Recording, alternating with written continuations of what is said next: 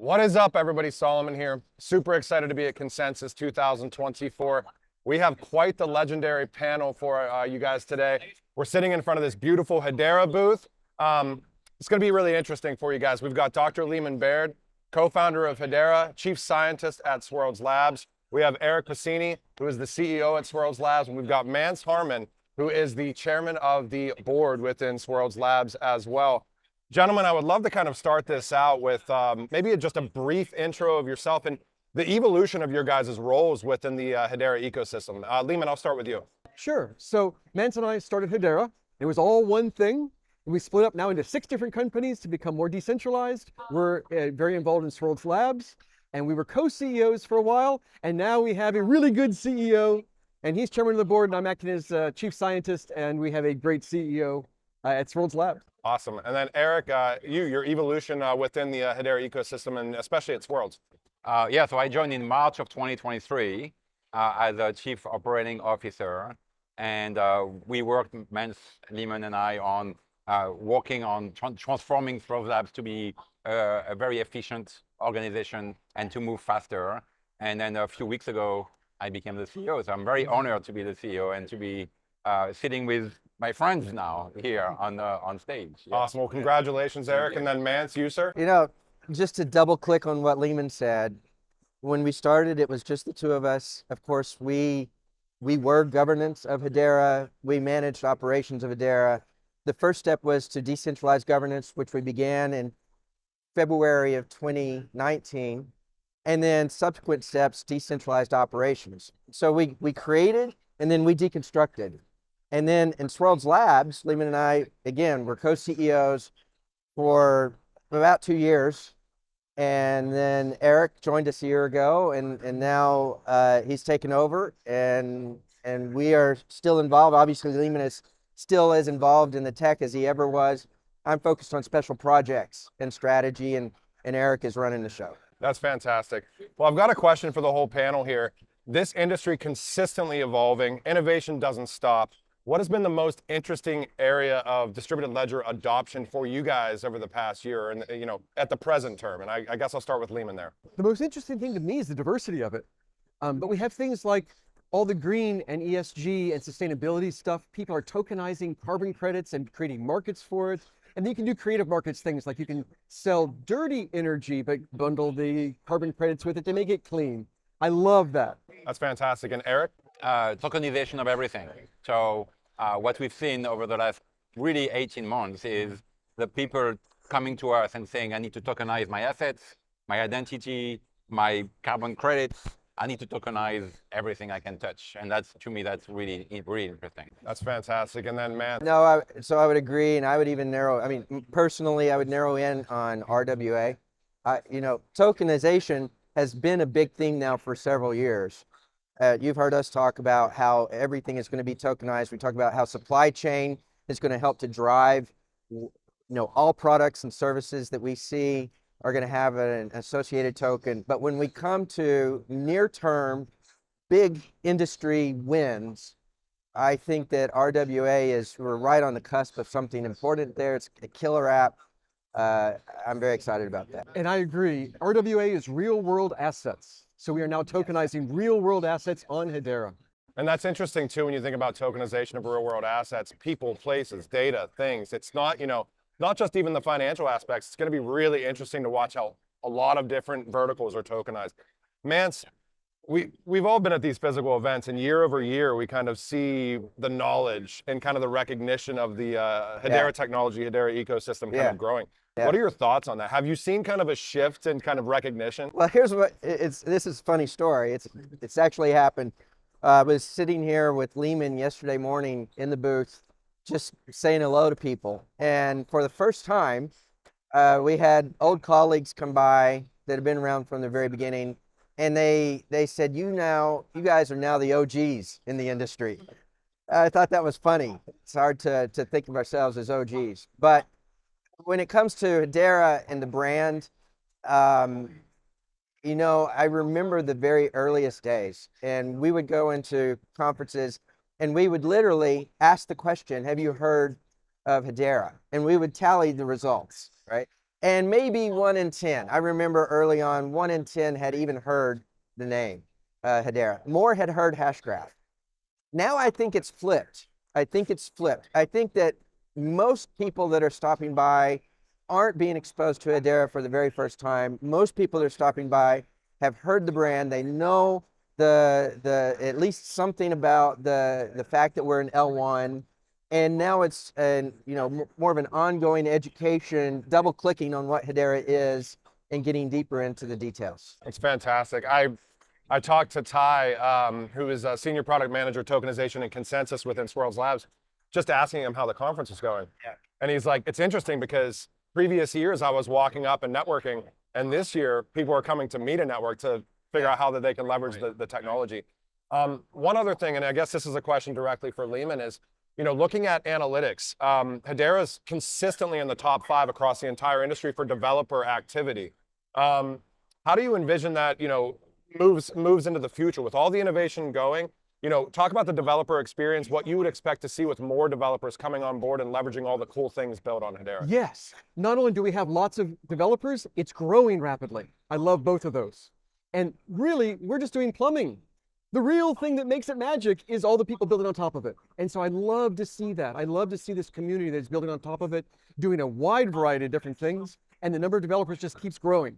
And I love to see that. We're doing everything we can to make everything easy for developers. It should be easy to start something new, easy to learn about it. We're doing everything we can to do that. That's We fantastic. actually have a website, a web page that we launched yesterday, Oh, wow. hedera.com/developers, and you have everything you need to know about building on Hedera across projects, not just at the core, but every project on Hedera is listed, and you can contribute directly into the GitHub repository.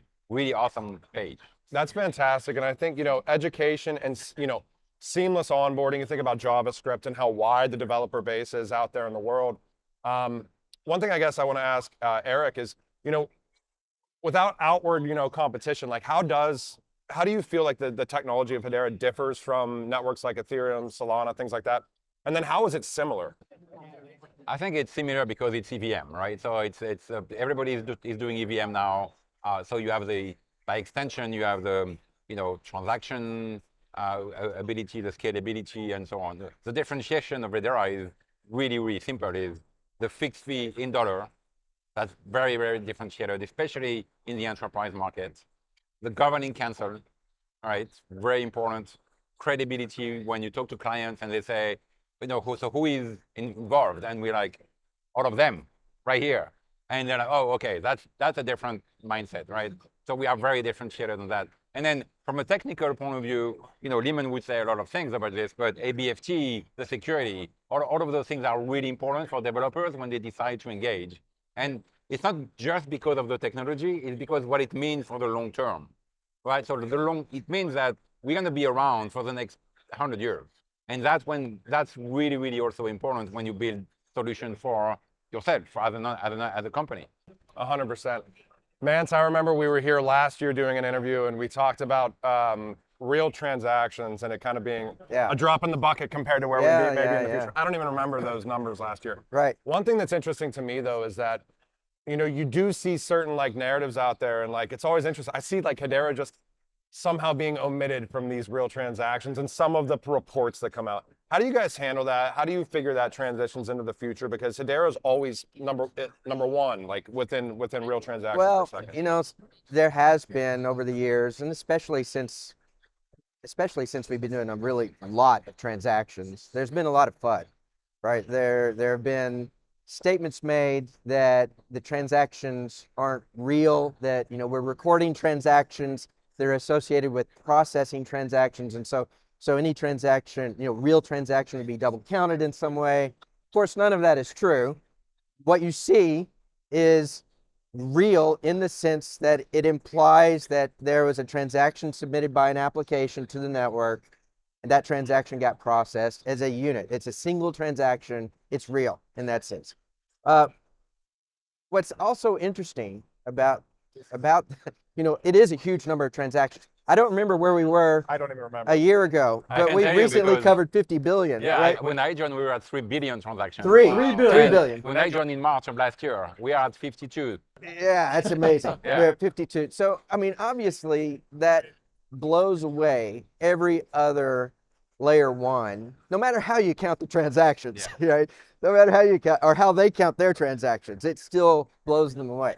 But all of that's cool. What's more interesting to me is that if you look not at the number of transactions, but you look at revenue, of course, different types of transactions cost different amount of money, and the revenue mix is now increasing, and I view that as a healthy thing. So enterprise use cases in the past have been using HCS. That drives huge volumes of transactions. It was designed to handle really high throughput, right, at very low cost per transaction.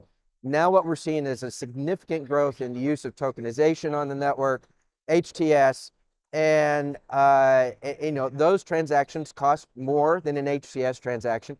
And as a percentage of total revenue, the token related transactions is on the rise. I think today we're in the ballpark of about 25% of total revenue associated with token transfers. So that's good news, right?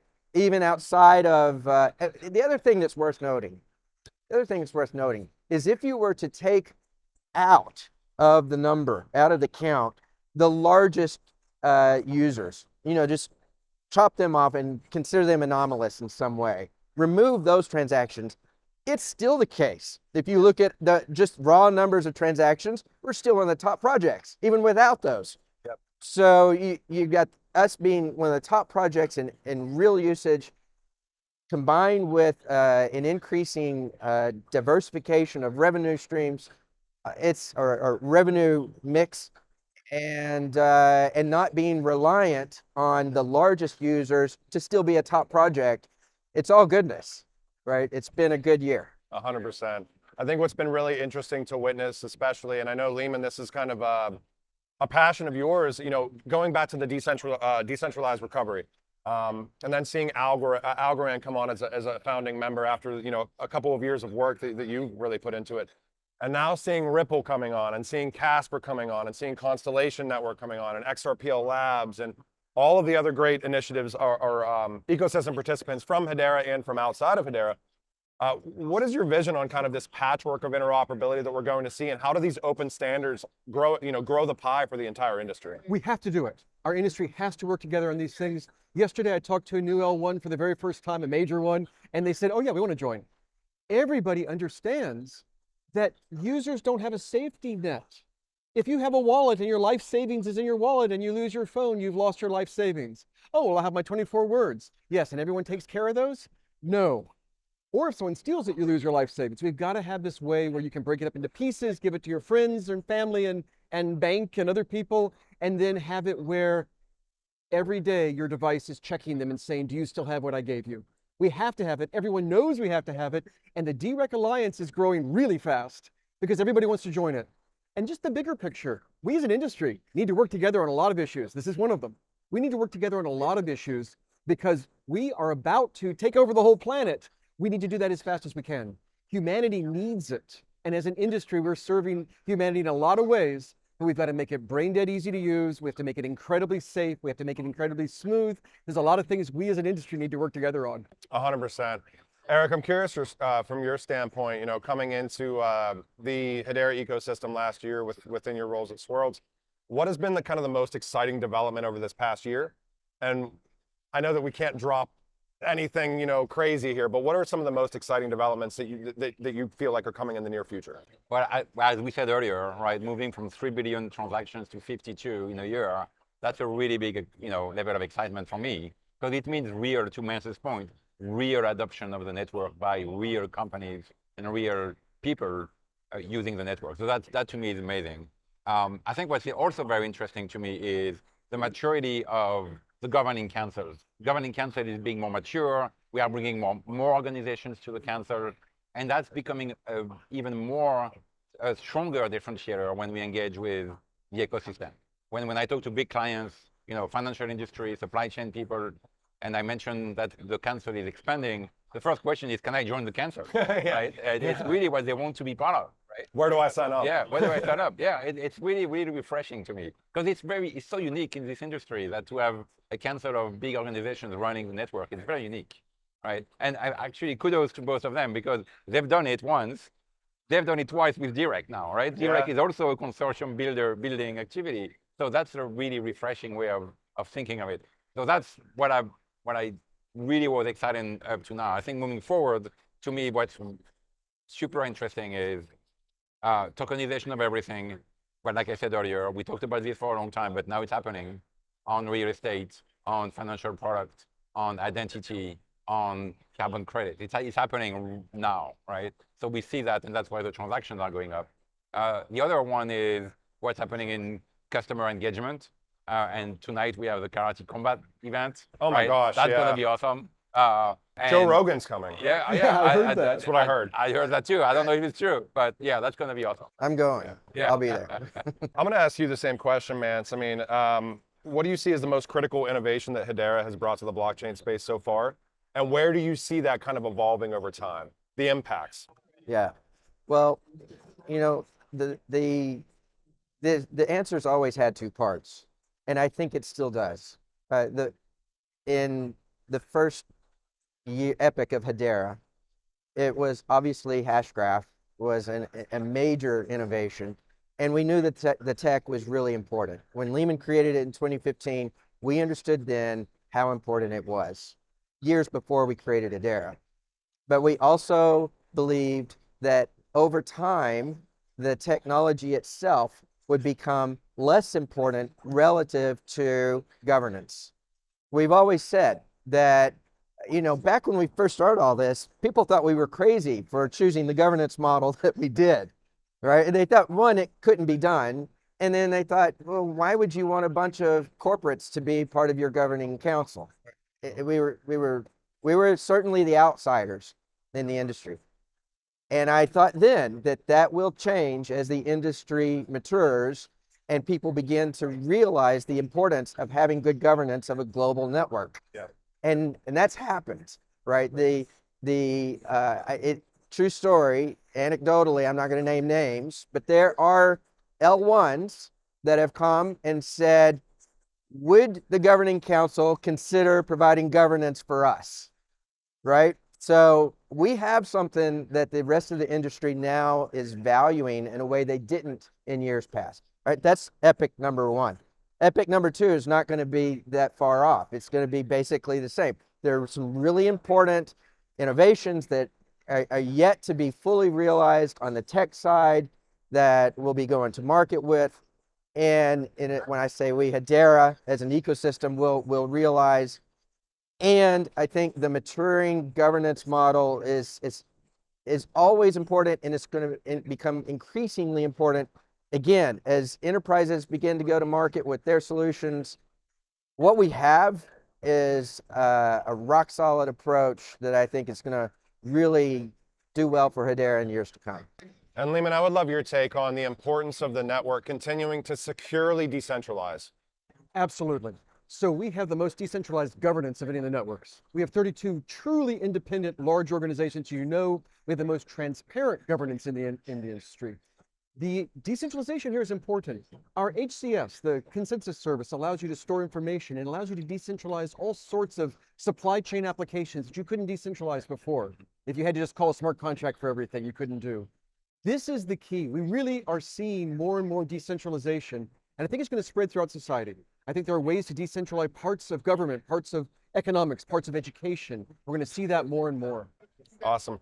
And then Eric, obviously, you mentioned the governing council, but also kind of partnerships and initiatives that have come out, like real world use cases. Can you maybe touch base on some of the most interesting, at least from your standpoint, partnerships or adoption aspects from whether it's companies or enterprises leveraging the technology? Which ones stick out to you kind of most? I'm going to pick two. Aberdeen tokenizing a market fund on Hedera and offering those tokens to their investors, creating a real tokenization engine around accessing, providing access to everybody who wants to invest into those markets. That's really interesting. And that to your point, Lehman, it's the democratization of this through partnership. And the second one is what we did with Hyundai and Kia, and the tracking of the carbon footprint of every single car that they're going to deliver to individuals and to companies. And at the end of the chain, you get to know exactly the carbon footprint of that car, and you can offset, if you want to buy carbon credits, you can offset the carbon footprint. And the only way to do that was to use Hedera with a low fee and a very integrated approach. So now we have again, a real solution leveraging the blockchain, which is awesome. Yeah, and I mean, I think certainly when you get into ESG, the importance of provenance of data, you get rid of things like greenwashing, and all the stuff that's like kind of going on traditionally in that industry. I think blockchains and Hashgraph technology is certainly going to revolutionize that. 3 more questions, and these are panel wide, and we'll rapid fire them for you guys. This space is innovating so fast. Now we're seeing aspects with AI and zero knowledge and all these other different types of technology starting to converge. I guess I'll start with Lehman here. Where do you feel like Hedera excels right now with certain portions of these different technologies converging? What do you feel like Hedera is going to be like some of the cool stuff that might happen in the future with AI and all these different things happening? Yes. So if you really need something that's going to last for a long time and it's going to be rock solid, we are the way to go. And so we're seeing, for example, Equity Lab is doing provenance for AI. What is the provenance of that LLM? What was the data that this large language model was trained on? That sort of thing. This is so important. And then in the future, you'll also be able to do things like give permissioning for your data to be used by AI, and maybe you get micro royalties that are paid. All of this stuff becomes possible, and we're seeing people do it right now. And I love that we're seeing that as new things happen out in the world that are changing the world, we come right alongside and we enable new applications that make it better. 100%, Eric. Yeah. Inter-ledger communication. Oh, awesome, yeah. He's working on it. Oh, so wow. it's going to happen. And when it happens, it's going to happen in a way that is so unique that it's going to change the world again. That's amazing. Actual interoperability. Yep. Man. No, look, I would piggyback on what Eric was saying. What's interesting is that, the industry as a whole has always understood that some type of interledger communication or, some type of integration across chains is important.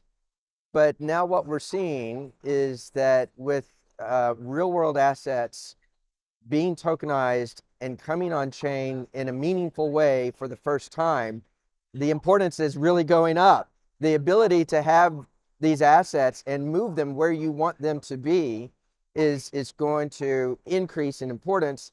And people for the first time are really beginning to focus on this problem. And, Lehman has some designs on some very cool stuff that will help us lead in that area as well. That's fantastic. Last question for all of you gentlemen, and it's been such an honor. Personal vision for the network. How has 2024 contributed to that vision? We all know, for maybe some of you guys don't know, there is a 100-year vision here. So, Yeah. Personal vision. And I plan to be around. What's interesting, and I've said this a lot of times, these guys have heard me say this, every year when we get to January 1st, we take a step back, take stock of what's happened in the past year, and recognize how different things are a year after the fact, right? And when trying to think about how different they're going to be a year from now, it's really difficult. But what I've always known is that it's not going to look, there are going to be some significant things that have changed over the course of the year. 2024 is a year where I think that we're now beginning to turn the page from, I'm just going to loosely use this term, we've got a new CMO, and I have not cleared this through Sarah. But, I think of it as sort of Hedera 1.0, going from 2017 to where we are to now. And we're in the process of turning the page from that first version of Hedera into the next version of Hedera with a new set of leadership, a renewed focus on accomplishing some narrow important goals, and maturing governance, maturing the platform. And, I'm excited to see where we're going to be on January 31st of this year.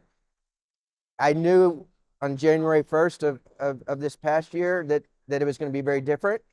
That's clearly going to be the case. We've seen some major changes already. It's going to be cool to see where we are December 31st. I had the opportunity to interview Sarah a little bit earlier. She did fantastic. And talk about a resume. I mean, Finastra and R3. That's awesome. Eric, vision for the network. I think to me, what's important is to make the network and the Hedera ecosystem super easy to consume, right? So if you want to build something, if you're a developer, an organization, a startup, an individual, we want to give you all the tools, all the capabilities that you need to build in a matter of weeks a new business model, a new application, a new company. That's really the vision to me, right? Because I've been in this industry for 10 years, and I keep pushing for everybody to do better, do faster, but also do easier to consume. And that, to me, that's the vision. Yeah, and I mean, I think certainly when you think about streamlining the usability of the network and just the seamlessness of it over time, I mean, we're headed towards a future where everybody's going to be empowered, and you don't have to necessarily go the VC route or be a tech startup to be able to build on chain or build on the hash graph. I mean, and that's going to be really cool to see. And then Leemon, vision for the network. Yeah. So you asked about 2024 in the future. Yes, sir. So 2024 has been amazingly exciting. We have seen enormous amounts of real world assets and real funds and real things being tokenized on Hedera already, not promises for the future, actually happening. We are seeing enormous adoption and people building new things being built on top of us. This is exciting. And the year's not even half over yet. I can't believe. I would be satisfied if this were the end of the year and I said what happened in 2024. We aren't even halfway done with the year yet. And then you talk about the future. This is a 100-year project, 100-year plus. And we're seeing it. We're seeing it on a path where it's going to become, ledgers in general, but Hedera specifically, is going to become part of every part of the planet. Every part of business and education and social and governance and entertainment, every part of it is going to be using this for part of it. And half the time, it's going to be invisible. The person won't even know they're doing it. Like electricity, you don't think about the electricity going to these lights. It's just part of your life. That is the future.